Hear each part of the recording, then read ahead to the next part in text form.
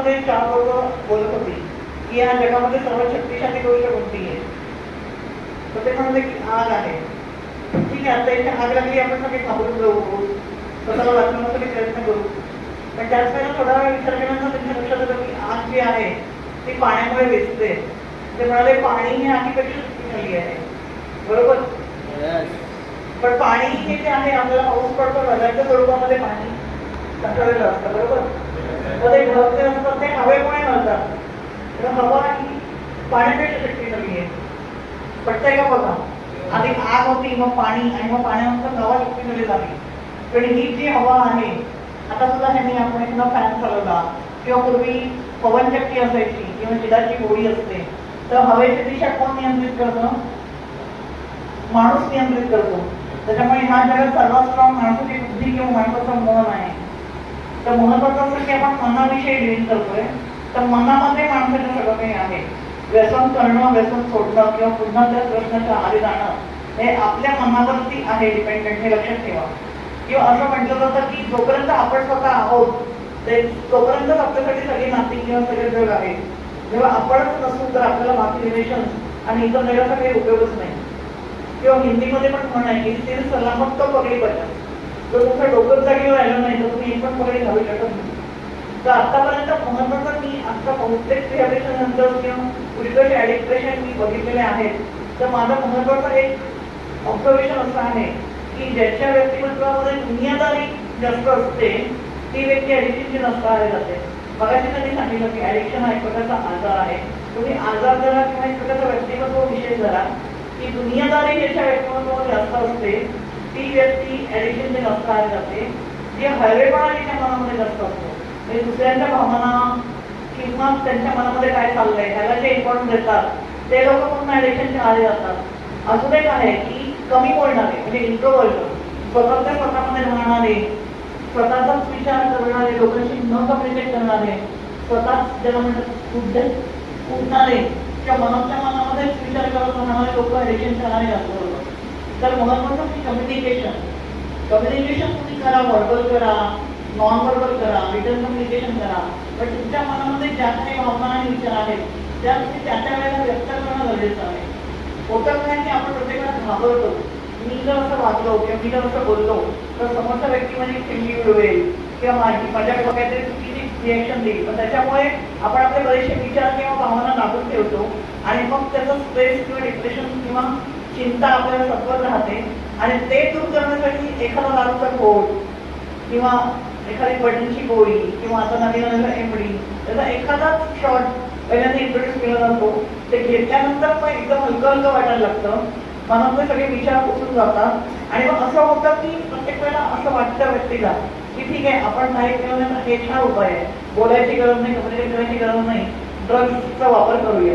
जसं मगाशी यांनी म्हटलं की जन्माला आला तर कोणी ड्रग्स करतच नाही, की या 7वीतला मुलगा 9वीतला मुलगा ड्रग्स कधी करत नसतो, अचानक त्याच्या आयुष्यात इंट्रोड्यूस होतं आणि त्याला वाटायला तरी खूप छान आपल्याला संधी मिळालेली आहे की हे घेतलं की मन एकदम पिठासारखं हलकं, शरीर पण हलकं, म्हणजे शारीरिक श्रम तो जाणवत नाही.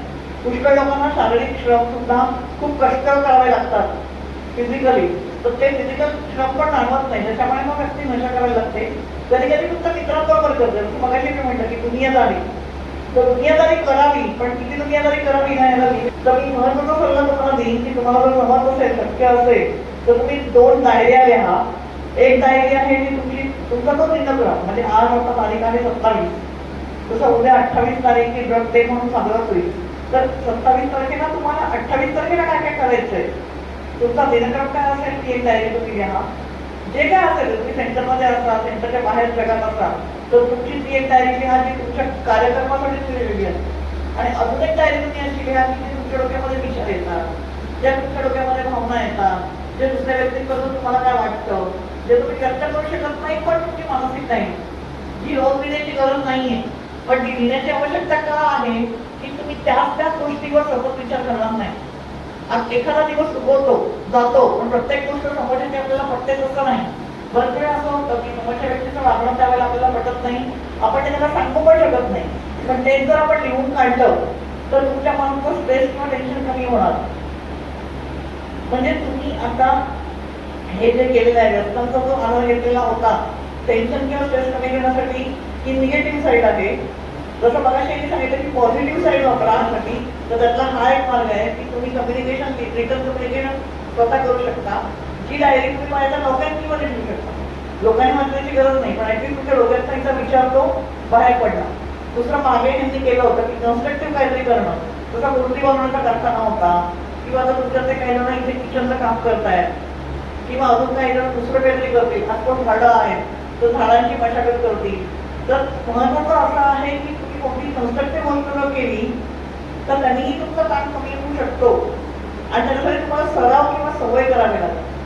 जे तुमच्या शरीराला सराव किंवा सवय व्यसनाचा होता, म्हणजे निगेटिव्ह साईडचा होता, तो म्हणजे शून्यावर आणून पॉझिटिव्ह साईडचा सराव करावा लागेल.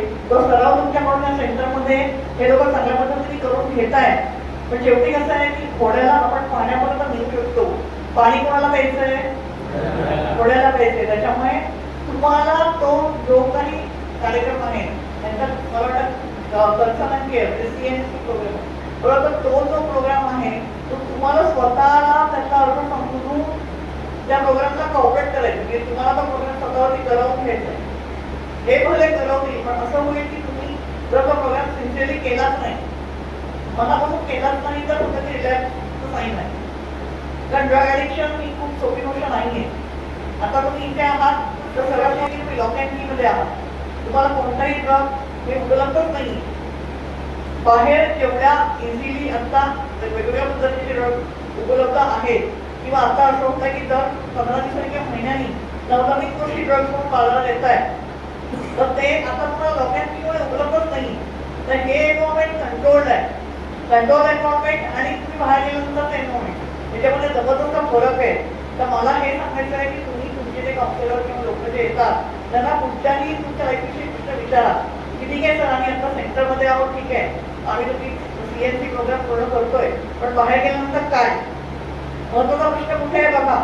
माणसं व्यसनापासून बरी कधी झाली की ती बाहेर गेल्यानंतर 3 महिने किंवा त्याच्यापेक्षा जास्त काळ जर विदाऊट तो व्यसनीत राहिली तरच आम्ही त्याला पूर्णपणे व्यसनापासून परत झालो असं म्हणतो. तर तुमच्याकडून ही अपेक्षा आहे मला की आता मी आज तुम्हाला सांगितलंय की भाषा किंवा लेक्चर आपण काय येतो की तुम्ही त्याचा विचार करावा. तुम्ही जातीची कोणाला विचार करून लोकांना तो प्रश्न विचारावा आणि स्वतःला काय आहे त्याबद्दल जास्त ज्ञान मिळवून घेऊन सजगता आली. म्हणजे तुम्हाला जर नॉलेज वाढलं, नॉलेज नाहीये ठीक आहे, तुम्हाला त्याच्याविषयी काही पडत नाही. जेव्हा नॉलेज वाढेल तेव्हा तुम्हाला सर्व बाहेर पडायला मदत होईल. तुम्ही या लोकांना जे नॉलेज आहे त्यांनाही प्रश्न विचारू शकता की बाहेर गेल्यानंतर काय? सेंटरमध्ये आहे ठीक आहे, म्हणून तर बऱ्याच जणांचं असं इथे असेल मला माहित नाही की repeated centre, second centre, third centre, fourth centre, बरोबर, ते नकोय आपल्याला. आहे पण ते आपल्याला नकोय. आपल्याला इथेही साखळी तोडायची. पण ती तुटेल कशी? एकतर तुमचा वैयक्तिक प्रयत्न, दुसरी गोष्ट ह्यांचा सपोर्ट. ह्यांचा सपोर्ट तर बऱ्यापैकी चांगला आहे. म्हणजे ह्यांच्या सपोर्टला मी 100मध्ये 80% मार्क होईल, पण ह्यांचा 80% मार्क आणि तुमचा जर काहीच नसेल, जसं आपण म्हणतो की पाचा खडा ठेवला त्याच्यात पाणी टाकलं तरी काय होणार? पाणी बाजूलाच पडत राहणार आहे ना. गड्यामध्ये भरेल का? आता हे पाणी टाकताय, भरपूर पाणी टाकताय, पण तुम्हाला असं ऍटलीस्ट मुलं तरी करणं गरजेचं आहे. पटतंय का बघा मी काय बोलतो? भले मी कमी बोली, मी 15 मिनिटासाठी बोली किंवा 5 मिनिटासाठी बोली, पण मी जे काय करीन माझ्या आयुष्यात ते चांगल्यातलं चांगलं करण्याचा प्रयत्न करीन.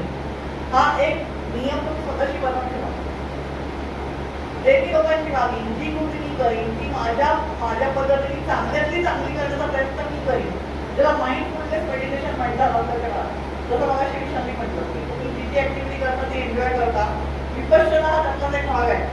त्यांनी म्हटलेलं आहे की ब्रश सुद्धा करताना साधा ब्रश, तो ब्रश आपण कसा पकडतो, कसा धरून कसा ब्रश करतो ह्याच्यावरती जर आपण व्यवस्थित लक्ष केलं ना तर त्या ब्रश करण्याच्या ऍक्टिव्हिटी पासून सुद्धा आपल्याला आनंद मिळतो. किंवा आपण साधे कपडे घालणं, इस्त्री करणं, रोजच्या आपल्या डेली ऍक्टिव्हिटी ह्याच्यामध्ये आपण माइंडफुली जर काम केलं, म्हणजे आता महत्वाचं घालून काम केलं तर त्या छोट्या छोट्या गोष्टीतून पण आपल्याला आनंद मिळतो. माणसाचं आहे कसं नशीब बघा. माणसाचं एक बुद्धिमत्ता प्रत्येकाची, अपोजिट साईडला बसल्यामुळे नाही. प्रत्येक माणसाला असं वाटतं की मला जे काही मिळालंय ते फार कमी आहे, दुसऱ्याला माझ्यापेक्षा चांगलं मिळालंय, तुला करणं. दुसरीकडे आहे त्याबद्दल असमाधानी असणं म्हणजे अनहॅपीनेस. ऑर्डर की मला ह्याच्यापेक्षा काहीतरी जास्त पाहिजे किंवा दुसऱ्याला माझ्यापेक्षा काहीतरी चांगलं मिळालंय. आता हा ग्लास आहे पूर्ण भरलेला नाहीये, थोडासा रिकामा आहे असं बघण्याची दृष्टिकोन प्रत्येक माणसाची आहे. तो तुम्ही दृष्टिकोन तुमचा बदला. इथे त्यांनी लिहिलं आहे ॲटिट्यूड, चुकीचे ॲटिट्यूड कुठल्या त्यांनी लिहिलेलं आहे किंवा ॲडिक्ट लोक कोणता ॲटिट्यूड वापरला तर तुम्ही यांचा शोधा की तुमच्यामध्ये कुठले ॲटिट्यूड आहेत आणि त्या ॲटिट्यूड्सवर मी काम कसा करीन याची गायडन्स ते लोक देतील. ॲटलीस्ट तुम्हाला लक्षात आलं पाहिजे की ह्याच्यात कुठले ॲटिट्यूड तुमच्यामध्ये आहेत. बघा मी काय बोलतो ते पटतंय ना तुम्हाला आतापर्यंत. असं तर होत आहे ना की मी बोलते वेगळ्या पद्धतीने तुम्ही वेगळा देता ना असं कधी वाटतं तर मला मध्ये टोकून तुम्ही सांगा माझी अपेक्षा आहे. कारण वन साइडेड लेक्चर घ्यायला मला कधीच आवडत नाही.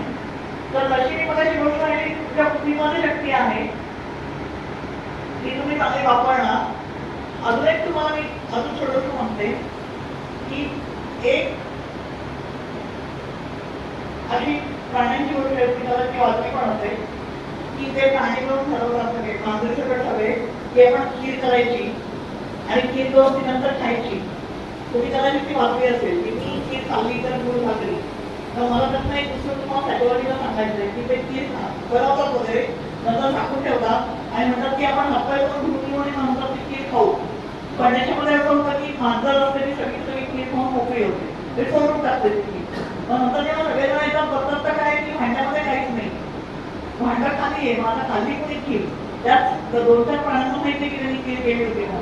मग ते ठरवतात काय की जवळच्या नदीवर जायचं तिथे घागर उडी घालायची उभं राहायचं आणि बोलायचं की मी खीर खाल्ली तर गुळ घागरी.